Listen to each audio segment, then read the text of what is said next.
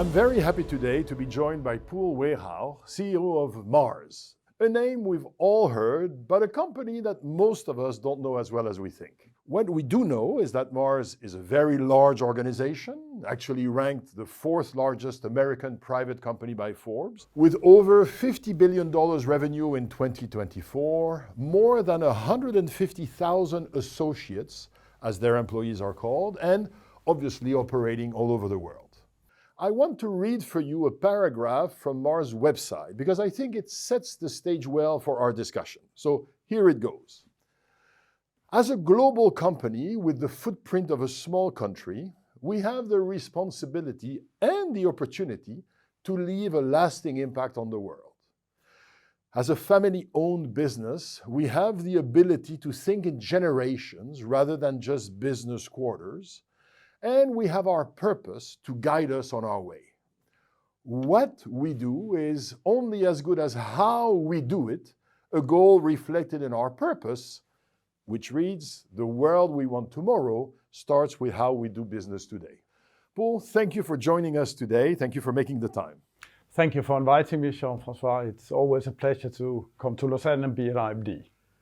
Now, let's start with understanding Mars' various businesses, because of course, when we think of Mars, the company, the first thing that comes to mind, of course, is the chocolate bars, including the Mars bar, of course, that bears the company name. Please tell us more. Fundamentally, we have three businesses, one that is a snacking business, one that is a pet business, and our food business. The pet business is approximately a bit less than 60% of the revenue. We have 4-5% that is our food business, and the rest is our snacking business. So we are made up of, you can say, two very large segments and a smaller segment, and we operate pretty much everywhere around the world. Now, there's another aspect, and that's the sustainability commitment. You've set a number of significant objectives along three major types of dimensions: healthy planet, thriving people, and nourishing food. Tell us more. As a company, you mentioned in your introduction, we actually have the environmental footprint of a small country. Yeah. For Mars Incorporated right now, it's the size of Finland as a country with an environmental footprint. And we need to solve this problem for the next generation to be able to be on a planet that is thriving. And therefore, we decided that we should be at the forefront of reducing our environmental footprint. And we're doing that by investing in science and technology, by investing in, it could be energy consumption, that we have all of our factories are on green electricity. Most of our veterinary hospitals, we have a few countries, are on green electricity as an example. We have zero waste to landfill in all of our operations, and our scope for greenhouse gas is scope 3. So we measure all the way to the consumer and all the way back to the farmer. Close to 80% of the environmental footprint of Mars Incorporated is agriculture, being a food manufacturer. Right. So we need to work with farmers, whether it is cocoa farmers, to make sure we have no deforestation. And if I take that as an example, it has taken many years. We have satellite images of all farms, 98% of farms that we buy cocoa from, to make sure that there's no deforestation that takes place. This is 500,000 smallholder farmers. So it's a very big effort to make sure that we solve for problems of deforestation around the world, likewise for palm. When we come to plastic, we design for recyclability. We try and use recycled plastic that is food grade, of course, right, where there is a shortage at this very moment. And on thriving people, it is to make sure that we improve the lives of 1 million people in our supply chain. So we have invested in programs. We buy a lot of raw materials from fragile areas of the world, right, where the living conditions are not good enough. Right. And we have struggled for years to get them up to a good living wage. So we are investing in this area and making sure that we do our bit to improve the living conditions of these many predominantly farming community. Nourishing well-being, it's setting standards. It's setting standards about nutritional value and declare nutritional value of our products. It is advertising only to non-advertising, right, under the age, I think it's 13 or 14, where children cannot discern between what, right, is an commercial message and information. So we were the first to stop advertising to children this way. We have withdrawn our products from school vending machines, etc., etc. So it's standards we try and live up to. And I would say again, it's very good to have shareholders where you can take your mobile phone, call them and say, does this feel right? And then have a conversation about it, and probably not be asked by an investor community whether this is good business.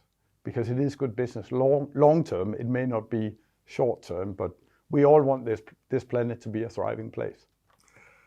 Please allow me to ask a follow-up question on this. You've already mentioned some of the areas, of course, where you've made significant progress, but also there's areas where you, and by the way, many companies operating in your industry are subjected to a certain amount of pressure. You mentioned cocoa farmers. There's a number of issues, including the issue of child labor and the difficulty of monitoring it. You've mentioned exposing children to advertising.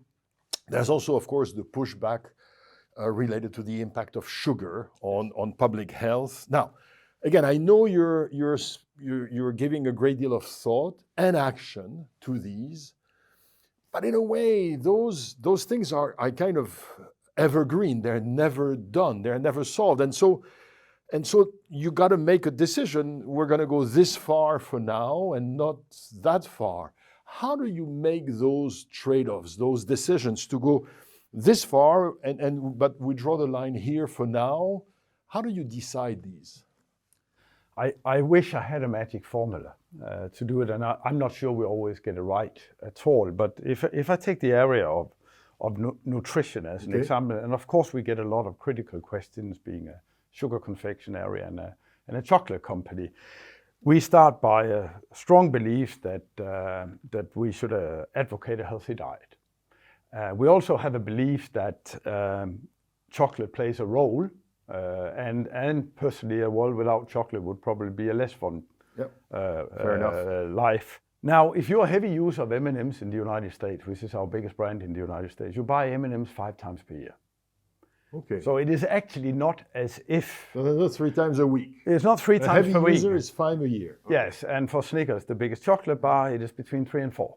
However, we need to play our role. So we work on the portion size. We make it very, very clear the calories that are in each pack. Right. We make sure we advertise it ethically and not encourage overconsumption, as an example of that.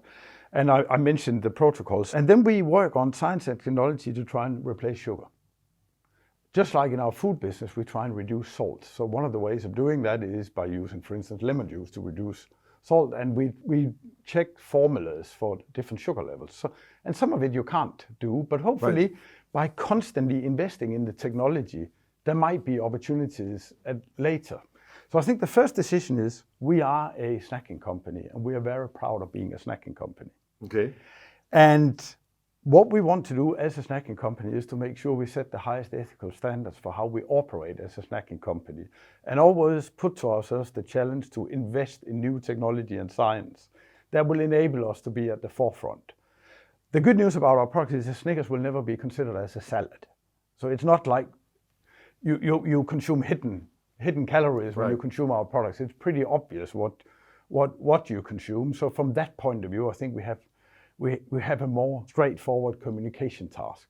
But it's a lot of investment in technology, and then you think, okay, is this too early to go? Years ago, our British business made a Mars bar with low calories, and it didn't work at all. And this was when the diet culture was really on the rise. And the insight we learned was the consumer would actually prefer to have a salad at lunchtime and take a snack in the afternoon than having a compromised on taste Mars bar. So it all has to start from the consumer and work backwards with the addition of science and technology and R&D capabilities in the mix. And then having the courage to say, for now, this is where we are. Maybe next year or the year after we'll do even better, but for now, this is the best we can do. Yes, and then keep the ambition. I can take a parallel with being sustainability. We have just reviewed our sustainability activities, and the first reductions were relatively easy. They were low-hanging fruits. Right. And an example of that would be deforestation. What is much more difficult is the methane emission of dairy cows. So we know when working on this, it takes longer time, but our learning has been that there's a bit of a learning curve. And after this learning curve, when you have invested 4 or 5 years, you figure out there are solutions. I could give another example. We know when we design recipes for pet food, the carbon footprint of beef is substantially higher than that of a lamb, is substantially higher than that of poultry. Right. So we start from a scientific point of view. What is the optimal nutrition from the animal? We can never compromise that. And then we look at different levers to bring the carbon footprint down of the recipe. This requires, Jean-François, that the R&D person that sits in the lab and designs the product used to be trained only in nutrition and now needs to understand the carbon footprint of all the ingredients that go into a given product. And therefore, it's a long investment, and you need to be kind to the people that work on the project and to yourself to say, give it time. Give it time, because we will learn, and this cumulative learning will enable us to make progress maybe in 3, 4, 5 years. We can't see it tomorrow. But give it time, of course, could become quite complacent. Yes. But I guess what I'm hearing also is, but we still are animated by this purpose and by the joy of achieving things together. Yes, and I would also give many NGOs credit. The fact that they're critical about how we perform, the fact that they ask us tough questions helps us to be better. Yeah. I would give credit to a younger generation. When I started a job, I said, can I please have a job? Right. The young people that come in now, they say, why should I work for you? So it's almost like the table have been reversed, and we need to justify why they want to work for us. So I think these critical voices in society are also helping. They're helpful to keep the sense of urgency. if we want to listen to them. Thank you so much for your candor, for your insights, and for making the time in this busy life. Thanks a lot. Thank you for hosting me.